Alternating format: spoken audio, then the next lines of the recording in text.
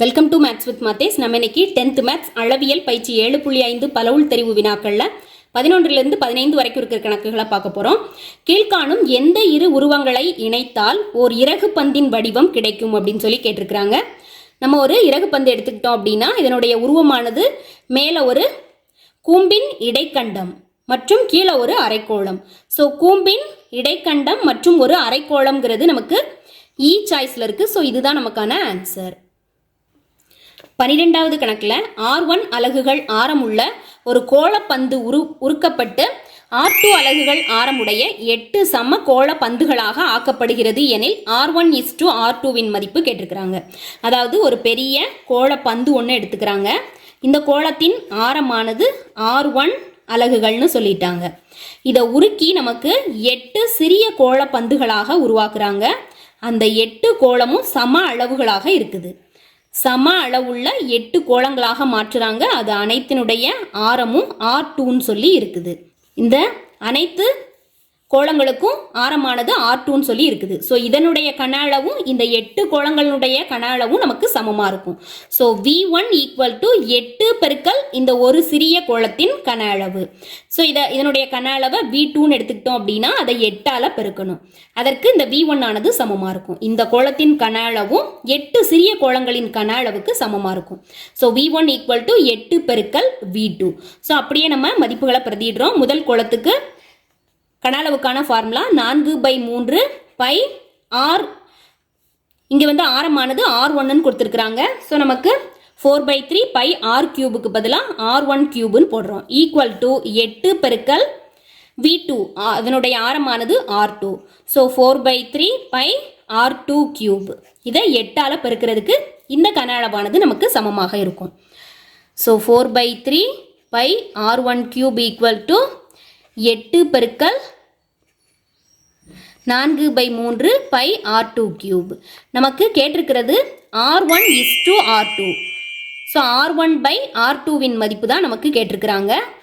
R1/R2வின் மதிப்பு தான் நமக்கு கேட்டிருக்கிறாங்க. இங்கே சமமான மதிப்புகள் அனைத்தையும் வகுத்துடலாம். பை கேன்சல் ஆயிரும். 4/3 4/3 கேன்சல் ஆகிடும். அடுத்து R1³ = 8 பெருக்கல் R2³. நமக்கு தேவையானது R1/R2. So R1³ R2³. இந்த R2வை இந்த சைடு கொண்டு வர்றோம். இங்கே ஒரே ஒரு 8 மட்டும் இருக்கும். ஸோ நமக்கு தேவையானது R1/R2. ஸோ ரெண்டு சைடும் கியூப் ரூட் எடுக்கிறோம். கியூப் ரூட் எடுக்கும்போது R1/R2 = √8. கியூப் ரூட் ஆஃப் 8 வந்து நமக்கு 2ன்னு கிடைக்கும். ஸோ இங்கே 2 மட்டும் இருந்ததுன்னா பகுதியில் 1 இருக்கிறதா அர்த்தம். ஸோ நமக்கு R1/R2க்கு 2/1ன்னு சொல்லி மதிப்பு கிடைச்சிருக்குது. ஸோ R1:R2வின் மதிப்பானது 2:1. ஸோ 2:1ங்கிறது நமக்கு சாய்ஸில் இருக்குது. இதுதான் நமக்கான ஆன்சர்.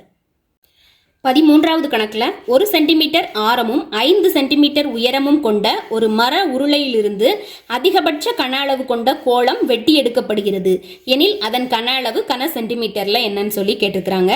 அதாவது நமக்கு முதல்ல இருக்கிறது ஒரு மர உருளை இருக்குது. இந்த உருளையிலிருந்து அதிகபட்ச கன அளவு கொண்ட ஒரு கோளத்தை வெட்டி எடுக்கிறாங்க. ஸோ அதிகபட்ச கன அளவுனா ஒரு கோளம்னு வெட்டி எடுக்கும்போது இந்த மாதிரி நம்ம வெட்டி எடுப்போம். இவ்வளோதான் அதிகபட்சமான ஒரு கோளமாக இருக்க முடியும். ஸோ இந்த உருளைக்கு நமக்கு ஆரம் கொடுத்துட்டாங்க 1 சென்டிமீட்டர், உயரமும் கொடுத்துட்டாங்க 5 சென்டிமீட்டர் அப்படின்னு சொல்லிட்டு. ஸோ இதில் அதிகபட்ச கன அளவு கொண்ட கோளம் இந்த மாதிரி இருக்கும். இதற்கும் வந்து நமக்கு ஆரம் என்னவா தான் இருக்கும் அப்படின்னா 1 சென்டிமீட்டராக தான் இருக்கும். ஸோ இந்த கோளத்துக்கு ஆரத்தின் மதிப்பு 1 சென்டிமீட்டர்னு சொல்லி நம்ம கண்டுபிடிச்சிருக்கிறோம். ஸோ இந்த கோளத்தின் கன அளவுக்கான ஃபார்முலா நமக்கு தெரியும் 4/3 பை R³. இதில் ஆரத்தின் மதிப்பு நம்ம 1 சென்டிமீட்டர்னு சொல்லி கண்டுபிடிச்சிருக்கிறோம். ஸோ 4/3 பை பெருக்கல் ஆரத்தின் மதிப்பு 1³ ஸோ நமக்கு ஆன்சர் என்ன கிடைச்சிருக்குது? 1³ மதிப்பு 1 தான். ஸோ 4/3 பை 4/3 பைங்கிறது நமக்கு சாய்ஸில் இருக்குது. ஸோ இதுதான் நமக்கான ஆன்சர். 14வது கணக்கில் இடைக்கண்டத்தை ஒரு பகுதியாக கொண்ட ஒரு கூம்பின் உயரம் மற்றும் ஆரம் முறையே H1 அலகுகள் மற்றும் R1 அலகுகள் ஆகும். இடைக்கண்டத்தின் உயரம் மற்றும் சிறிய பக்க ஆரம் முறையே H2 அலகுகள் மற்றும் R2 அலகுகள் மற்றும் H2:H1 மதிப்பு 1:2 எனில் R2:R1 மதிப்பு கேட்டிருக்கிறாங்க. நமக்கு முதல்ல ஒரு கூம்பு கொடுத்துருக்குறாங்க. இந்த கூம்பின் ஆரமானது R1 அலகுகள் மற்றும் உயரம் வந்து H1 அலகுகள். உயரமானது H1 அலகுகள்னு கொடுத்துட்டாங்க. இதில் ஒரு இடைக்கண்டமும் இருக்குது. ஸோ இடைக்கண்டம்ங்கும்போது இந்த மாதிரி இந்த இடத்துல வெட்டியிருக்கிறாங்க. இதில் சிறிய பக்க ஆரத்தின் மதிப்பு R2ன்னு சொல்லி கொடுத்துட்டாங்க. இது R1, இது R2, இது H1. இந்த இடைக்கண்டத்தின் உயரம், இந்த உயரம் வந்து நமக்கு என்னன்னு கொடுத்துட்டாங்க அப்படின்னா H2 அலகுகள் அப்படின்னு சொல்லி கொடுத்துட்டாங்க. அதாவது கூம்பின் ஆரம் R1 மற்றும் H1 உயரம், இந்த இடைக்கண்டத்துக்கு சிறிய ஆரத்தின் மதிப்பும் மற்றும் அதன் உயரமும் கொடுத்துட்டாங்க. H2:H1 = 1:2. அதாவது H2/H1 இன் மதிப்பு 1/2ன்னு சொல்லி கொடுத்துட்டாங்க. நமக்கு கேட்டிருக்கிறது R2:R1. அதாவது R2/R1 இன் மதிப்பு நமக்கு கேட்டிருக்கிறாங்க. ரெண்டு முக்கோணங்களாக இதை எடுக்க போகிறோம். இது A, இது B, இது Cன்னு எடுத்துக்கிட்டோம் அப்படின்னா இந்த இடத்த DE அப்படின்னு எடுத்துக்கிட்டோம் அப்படின்னா இரண்டு முக்கோணங்கள் வந்து இங்கே நமக்கு கிடைக்கும். ஸோ இந்த இரண்டு முக்கோணங்களும் வடிவொத்தவை அப்படின்னு சொல்லிட்டு நம்ம நிரூபிக்கணும்.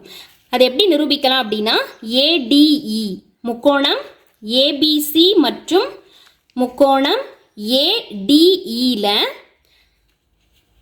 இந்த கோணம் அதாவது ADE மற்றும் ABCங்கிற ரெண்டு கோணங்களும் செங்கோணம்.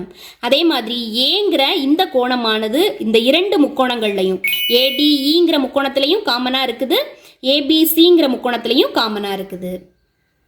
அதை எடுத்து எழுதியிருக்கிறோம். கோணம் ADE மற்றும் கோணம் ABC ரெண்டும் 90 டிகிரி. அதே மாதிரி கோணம் A ஆனது ரெண்டு முக்கோணங்கள்லையுமே இருக்குது. கோணம் A ஆனது ரெண்டு முக்கோணங்கள்லையும் இருக்குது, பொது கோணம். ஸோ நம்ம இந்த ரெண்டு முக்கோணங்களையும் வடிவொத்தவைன்னு சொல்லிடலாம். முக்கோணம் ABC மற்றும் முக்கோணம் ADE வடிவொத்தவை. ஸோ வடிவொத்தவைன்னு சொல்லும்போது வடிவொத்த பண்பை பயன்படுத்தி நம்ம AB/AD = BC/DE அப்படின்னு சொல்லி எழுதிக்கலாம். ஒத்த பக்கங்களின் விகிதங்கள் சமம். ரெண்டு முக்கோணங்கள் வடிவொத்தவையாக இருக்கும்போது ஒத்த பக்கங்களின் விகிதங்கள் சமம். இப்போ நமக்கு ABயின் மதிப்பு H1 கணக்கிலேயே கொடுத்திருந்தாங்க. உயரமானது H1, கூம்பின் உயரம் H1ன்னு கொடுத்திருந்தாங்க. பை ADக்கு நமக்கு மதிப்பு தெரியாது. இது முழுவதுமாக H1, இது மட்டும் நமக்கு H2. ஸோ இந்த ADயின் அளவு எப்படி கண்டுபிடிக்கலாம்? H1 - H2. ஸோ நமக்கு ADயின் மதிப்பு H1 - H2 = BCயின் மதிப்பு. BCயின் மதிப்பு R1/DC. DE BC/DE. DEயின் மதிப்பு R2. நமக்கு கணக்கில் கேட்டிருக்கிறது R2/R1. நமக்கு இங்கே கிடைச்சிருக்கிறது R1/R2.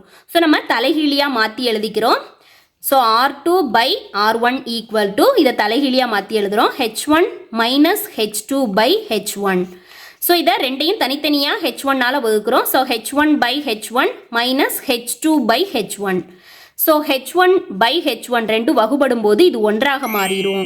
So R2/R1 = 1 - H2/H1. H2/H1க்கு நமக்கு கணக்கிலேயே மதிப்பு கொடுத்துருந்தாங்க 1/2. ஸோ அந்த மதிப்பை அப்படியே பிரதிடுறோம். 1 - 1/2. 1லேருந்து 1/2 கழிக்கும் போது இங்கே 2ஆல் பெருக்குவோம். 2 - 1/2. ஸோ 1/2. 2 - 1 1, 1/2. ஸோ R2/R1க்கு நமக்கு என்ன மதிப்பு கிடைச்சிருக்குது? 1/2 அப்படின்னு சொல்லி கிடைச்சிருக்குது. So R2:R1 = 1:2. ஸோ 1:2 அப்படிங்கிறது நமக்கு சாய்ஸில் இருக்குது. ஸோ இதுதான் நமக்கான ஆன்சர். இங்கே வந்து நமக்கு ஒரு கூம்பு மற்றும் ஒரு இடைக்கண்டம் வந்து கொடுத்துருக்குறாங்க. அதனுடைய ஆரம் மற்றும் உயரத்தை வச்சு இங்கே ரெண்டு முக்கோணங்களை வடிவொத்தவைன்னு சொல்லி நம்ம நிரூபிச்சுட்டு ஒத்த பக்கங்களின் விகிதங்களை எடுத்து எழுதுகிறோம். அதில் நமக்கு R2/R1 இன் மதிப்பு தான் கேட்டிருக்கிறாங்க. ஸோ இதை தலைகீழியாக மாற்றி எழுதுகிறோம்.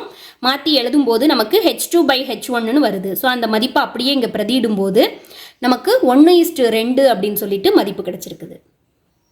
15வது கணக்கில் என்ன கொடுத்துருக்குறாங்க அப்படின்னா சமமான விட்டம் மற்றும் உயரம் உடைய ஓர் உருளை, ஒரு கூம்பு மற்றும் ஒரு கோளத்தின் கன அளவுகளின் விகிதம் அப்படின்னு சொல்லி கேட்டிருக்கிறாங்க. நமக்கு கொடுக்கப்பட்ட உருவங்கள் ஒரு உருளை மற்றும் ஒரு கூம்பு, அடுத்து ஒரு கோளம். இந்த மூன்றினுடைய விட்டம் மற்றும் உயரங்கள் சமம். ஸோ உயரம் வந்து மூன்றுக்குமே சமம். ஹெச் இதனுடைய உயரம் ஹெச், இதனுடைய உயரம். ஸோ இந்த அளவு வந்து நமக்கு ஹெச், இந்த ஹெச்சும் அனைத்துக்குமே சமமாக இருக்கும். அதே மாதிரி விட்டம் சமம். விட்டம் சமம்னு சொல்லும்போது நம்ம ஆரமும் சமமாக தான் இருக்கும். ஆரமும் அனைத்துக்குமே சமமாக தான் இருக்கும். ஸோ ஆரமானது இங்கே ஆறாக இருந்ததுன்னா இங்கேயும் ஆறாக இருக்கும், இங்கேயும் அதனுடைய ஆரம் ஆறாக இருக்கும். ஸோ இது ஆறாக இருந்தால் இதனுடைய மதிப்பும் ஒரு 6 இருக்கும். இதுவும் ஒரு ஆரம், இதுவும் ஒரு ஆரம். ஸோ ஹெச் ஆனது நமக்கு எதற்கு சமமாக இருக்கும்? இந்த கோலத்தில் 2 ஆருக்கு சமமாக இருக்கும். அனைத்து உருவங்களினுடைய உயரமும் சமம் ஹெச் அப்படின்னு சொல்லி நமக்கு தெரியும். இந்த ஹெச் ஆனது இந்த கோலத்தின் 2 ஆரங்கள், அதாவது விட்டத்துக்கு சமமாக இருக்குது. ஆரங்கள் அனைத்தும் சமம். ஸோ இப்போ நம்ம கன அளவுகளின் விகிதம் கண்டுபிடிக்கணும். ஸோ V1 V2 V3 மூணுமே வந்து நமக்கு கண்டுபிடிக்க போகிறோம். உருளையின் கன அளவுக்கான ஃபார்முலா நமக்கு தெரியும். பை r²h கூம்பின் கன அளவு 1/3 பை r²h கோளத்தின் கன அளவு 4/3 பை r3. இங்கே நமக்கு கணக்கில் மூன்றினுடைய உயரமும் சமம், மூன்றினுடைய ஆரமும் சமம்னு சொல்லிட்டாங்க. இங்கே இந்த உயரத்தின் மதிப்பானது நம்ம 2r சொல்லி கண்டுபிடிச்சிருக்கிறோம். ஸோ இந்த 2r அப்படிங்கிற மதிப்பை அனைத்து ஹெச்சுக்கும் நம்ம பிரதிடுறோம். ஏன்னா அனைத்தினுடைய உயரமும் சமம், இதனுடைய உயரம் வந்து 2 மடங்கு ஆரத்திற்கு சமம். ஸோ இந்த 2r தான் எல்லாத்தினுடைய உயரமாகவும் இருக்கும். ஸோ இந்த ஹெச்சுக்கு பதிலாக 2rன்னு சொல்லி பிரதிடுறோம். ஸோ பை r² பெருக்கல் 2r 1/3 பை r² பெருக்கல் 2r 4/3 பை r3. இப்போ நமக்கு இங்கே பை பை பை மூன்றுலையுமே சமமாக இருக்குது, அது கேன்சல் ஆகிடும். அடுத்து நமக்கு இங்கே 2r³ 2r³ r² பெருக்கல் r³ பை 3 4/3 r3. ஸோ r3ங்கிறது மூன்றுலையுமே சமமாக இருக்குது, அதுவும் நமக்கு கேன்சல் ஆகிடும். ஸோ 2/3 4/3. ஸோ 3 விகிதங்களும் நமக்கு இது 2 மடங்குகளாக இருக்கிறதுனால அது 2ஆல் வகுக்கலாம். வகுக்கும்போது நமக்கு இதை 2ஆல் வகுக்கும்போது 1 கிடைக்கும். இதை 2ஆல் வகுக்கும்போது 1/3 கிடைக்கும். இங்கே 2ஆல் வகுக்கும்போது 2/3 கிடைக்கும். ஸோ நமக்கு இங்கே பின்ன எண்ணாக இருக்குது. ஸோ இதெல்லாம் முழு எண்ணாக மாற்றணும் அப்படின்னா 3 விகிதங்களை அப்படியே நம்ம 3ஆல் பெருக்கிறோம். ஸோ 3ஆல் பெருக்கும்போது 1 பெருக்கல் 3 3 இதை 3ஆல் பெருக்கும்போது 1 கிடைக்கும். இதை 3ஆல் பெருக்கும்போது 3 கேன்சல் ஆகி 2 கிடைக்கும். ஸோ நமக்கு விகிதமானது 3:1:2 அப்படின்னு சொல்லி கிடைச்சிருக்குது. 3:1:2ங்கிறது இ சாய்ஸில் இருக்குது. ஸோ இதுதான் நமக்கான ஆன்சர். இங்கே நம்ம கவனிக்க வேண்டியது மூன்றினுடைய உயரமும் சமம், விட்டங்களும் சமம்னு சொல்லும்போது ஆரங்கள் சமமாக இருக்கும். உயரம் சமம்னு சொல்லும்போது கோலத்திலிருந்து உயரத்திற்கு மதிப்பு கண்டுபிடிக்கிறோம். இந்த மதிப்பை அனைத்து ஃபார்முலாலையும் பிரதியிடும் போது நமக்கு 3:1:2 அப்படின்னு சொல்லி கிடைச்சிருக்குது.